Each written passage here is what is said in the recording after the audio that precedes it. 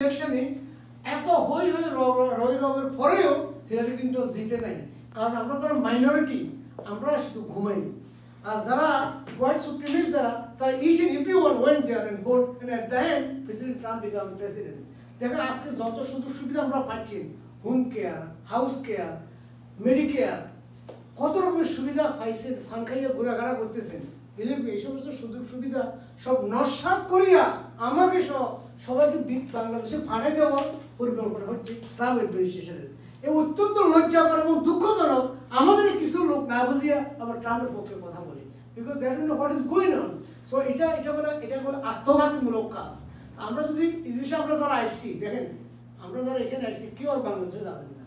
সুতরাং এখানকার পলিটিক্স আপনার জন্য মোর ইম্পর্টেন্ট, মোর ভাইটাল। এখানকার আপনার কথা, আপনার বক্তব্য, একটা ভোট অত্যন্ত গুরুত্বপূর্ণ। আপনারা বলতে পারেন আমি কেন দাঁড়াইছি, আমি এখানে লাস্ট 32 ইয়ার একটা ব্যক্তি হিসাবে একটা যতটুকু পাওয়ার আল্লাহ আমাকে সব কিছু দিয়েছি। আমি মনে করি আমার এখনো কিছু বয়স আছে, আমি এখানে অনলি 57। আমার বাকি জীবন আমি জনসভা করার মতো আমার ক্যাপাসিটি আছে। আমার 2টা সন্তান, আমার মেয়ে অলরেডি এখানকার জেডি ডক্টর অফ ল, আমার ছেলে এই জুনে গ্রাজুয়েট হবে, অথচ তার আরও 6 মাস আগে তাকে on the campus district attorney office থেকে হায়ার করা হয়েছে as a assistant district attorney of the Bronx. So আমার 3তলা বাড়িতে আমরা 2জন মানুষ থাকি। আমি মনে করি আমার এগুলো কেন বলতেছি, কারণ আপনাদের সমস্যায় নামবেন তার আগে আপনাকে দেখতে হবে আপনি কোয়ালিফাইড কিনা। আপনি দেখা গেল জীবনে কোনো ডিগ্রিও নেন নাই, কোনো একটা বাইকের মালিকও হন নাই, তাহলে সম্ভাবনা আছে আপনি জনগণকে দেওয়ার কিছুই নেই, আপনি নিজেকে কিছু দিতে পারেন নাই। Self satisfaction, charity start from home.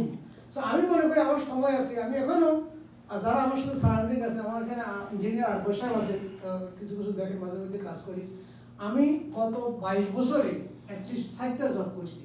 সবাই আপনারা একমত হবেন। মেরাটনে আমার হিউজ ল ফার্ম ছিল, ব্রঙ্কসে আমার অফিস ছিল, প্ল্যানিং বোর্ডে আমি মেম্বার আজকে 12 বছর। I am the only member last 12 year committee বোর্ডের মেম্বার, এবং আমি 2 বার চেয়ারম্যান ছিলাম, এখনো land use and zoning committee chairman হিসেবে দায়িত্ব পালন করছি। Longest time serving board member আমি।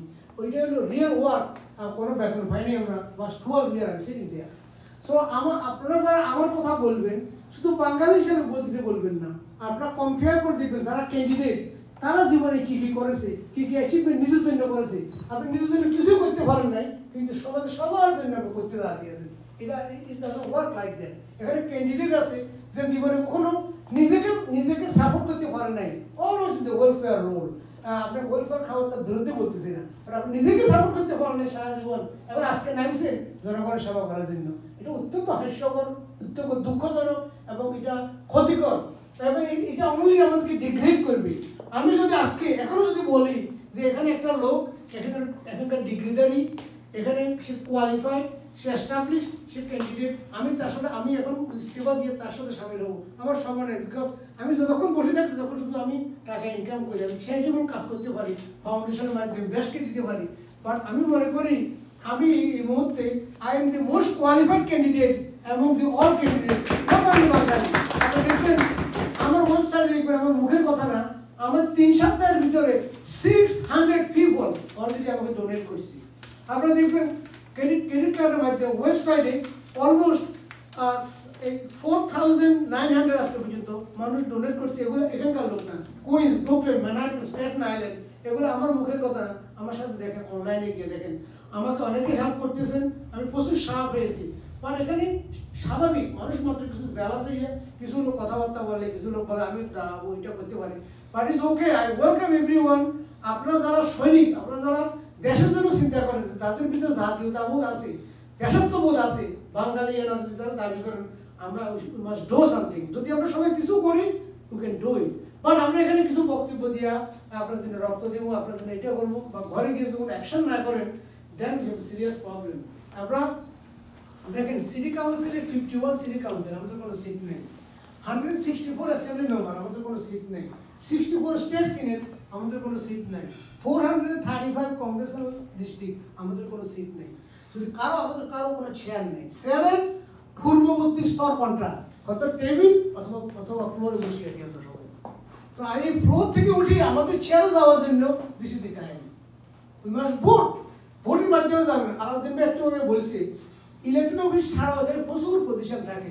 মেয়র যখন ইলেকটেড হয় ট্রানজিশনাল টিমে অনেক লোক থাকে, 200 কমিশনার থাকে, ডেপুটি কমিশনার থাকে, লিয়েজন থাকে, কমিউনিটি আউটরিচ ডাইরেক্টর থাকে। আর ইয়া মেজবা ভাই এই কথা বলে মাথায় এসে গেছি, একটা ইউনিয়ন লিডার, বিগ লিডার, সর্বোচ্চ শিক্ষিত। দেখেন ওনাকে এখন একটা যে কোনো মেয়রে যে কোনো ডেপুটি তাকে অ্যাপয়েন্টমেন্ট দিতে পারে। অনেকগুলো পজিশন আছে, যেমন আমি যদি মেয়র হই আমি এখানে 100 লোকের হায়ার করতে পারবো। এইটার জন্য কোনো পরীক্ষাও দরকার না, এটা আমি ওয়ার্ক পারবি। যেমন আমি এখন ক্যান্ডিডেট, আমার $250,000 আমি আপনাদের মাধ্যমে রেজ করতেছি, অলমোস্ট দেয়ার।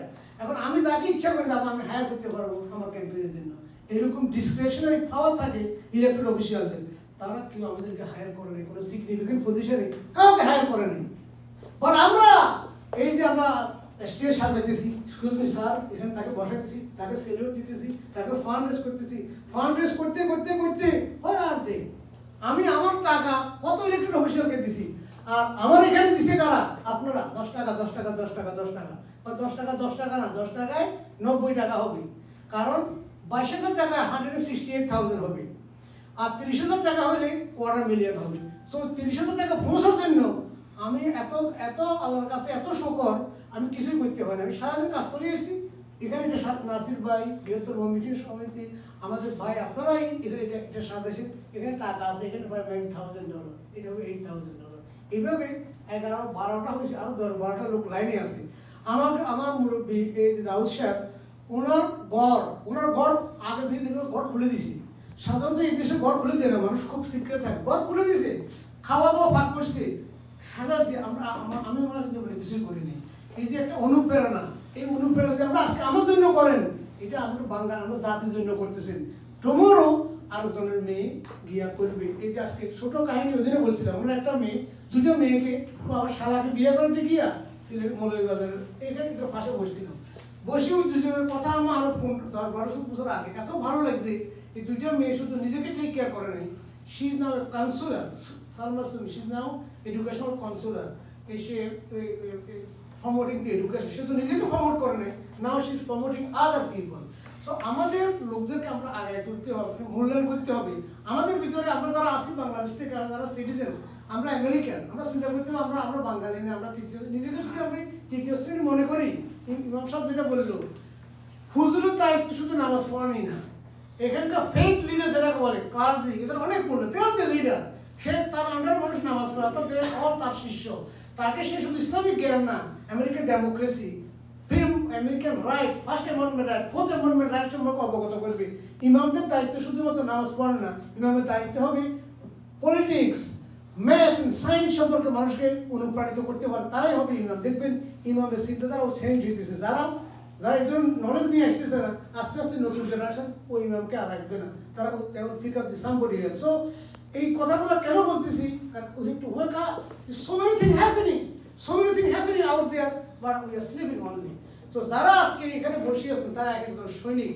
এখানে দেখবেন অনেক লোক আছে, কোটি টাকার মালিক, লং আইল্যান্ডে বাড়ি ঘুমাইতেছে, কোনো কার্যক্রমে নাই। মৃত্যুর পর দেখবেন তার জানা 16 জন লোক হবে না, বিকজ ওনার $1 মিলিয়ন আছে, উনি ডক্টর ছিলেন বা জনগণ থেকে বিচ্ছিন্ন ছিলেন। আমি গর্বের সাথে বলি, আমি বহু বছর আগে এখান থেকে লং আইল্যান্ডের বাড়ি নিতে পারতাম, আমি বাড়ি নিয়ে নেই। আমি আমার বাড়িকে আরো মোডার্ন করিয়া, আরো ভালো করিয়া আমরা ওই বাড়িতে রয়েছি, বরঞ্চে আছি। কারণ আমি যেখান থেকে চলে যাই, আমার এটা হবে বেমানি, আমার mother in law, father in law, other sister, নিসের, নেফ, এভরিবডি সারাউন্ডিং হিয়ার। তো আমার আয়েসের জন্য আমি একটা প্রাইভেট বাড়ি নিলাম, $1 মিলিয়ন, একদম লেকের পাশে, পানির কাছে। এখানে আমি রয়েছি, এখানে নামাজ না পড় মানে কিছু নেই, কমিটি থেকে বাইরে। এটা আমি বলবো এটা আল্লাহ কবুল করে না, তাকে আল্লাহ ছড়াই দিচ্ছি জনগণ থেকে। তো আমি ওনাদেরকে বলবো, এরা যদি সবাই, আমরা যদি সবাই চেষ্টা করি, আমাদের অস্তিত্বের প্রশ্নে, আমার জন্য না, আমি এখন বসে থাকিয়া আমি আরাম এসে খাইতে পারি, কোনো কথা চিন্তা না করিয়া। Believe me, each and every day I think about our community. আমরা চিন্তা করতে হবে 20 years later কি হবে, এখানে কেউ বাঁচে থাকবে না, 20-25 বছর পর আমাদের এখানে অন্য লোক আসে বসবি। বাট আমরা we have to leave this place better than the way we found it. এবং এটা করার জন্য this is the work. শুধু ঘরে যাইয়া কাজে আসলে টাকা বার পকেটে ঢুকলে বা 1টা 2টা 3টা পরে দেখা গেল আপনার অনেক বাড়ি আছে, টাকা আছে, কিন্তু খাওয়া দাওয়া আপনার নিষেধ হয়ে গেছে, কাজকর্ম আপনার নিষেধ নেই, মসজিদের সাথে আপনার কোনো সম্পর্ক নেই। তো আমি বিনীত অনুরোধ করবো, আমাকে হেল্প করেন, রিয়েল হেল্প করেন, এবং সেই হেল্প হবে আপনার নিজের জন্য, আপনার ছেলের জন্য, আপনার নাতির জন্য। যেটা একটা বলা হয় ঘুমিয়ে আছে শিশুর পিতা সব শিশুদের অন্তরে। এই যে আজকে যারা শিশু আজকে তারা সুস্থ সাথে বসা আছে, তারাই একদিন আমাদের নেতৃত্ব নেবে। তাদেরকে অনুপ্রাণিত করার দায়িত্ব হলো আমাদেরই। এখানে বসে আছে এমন এমন ফিতা, যে ফিতা ওই ফলের কাজ করছে 8 ঘন্টা থেকে 12 ঘন্টা ম্যারাডোনা ডাউনটাউন স্ট্রিটে ফ্রি নার্সিং বিক্রি করছি। ওদের ছেলেমেয়েরা আজকে অ্যাটর্নি, ওদের ছেলেমেয়েরা আজকে ডক্টর, ডেন্টিস্ট। ওই ফিটা যদি 12 ঘন্টা দাঁড়িয়ে না থাকতো তাহলে ছেলেমেয়েগুলো এত হইতে পারতো না। ছেলেমেয়েরা অনুপ্রাণিত। আমরা আমাদের ছেলেমেয়েদেরকে যেন ইনভলভ করি, নামাজে নিয়ে যাই, কর্মস্থলে নিয়ে যাই।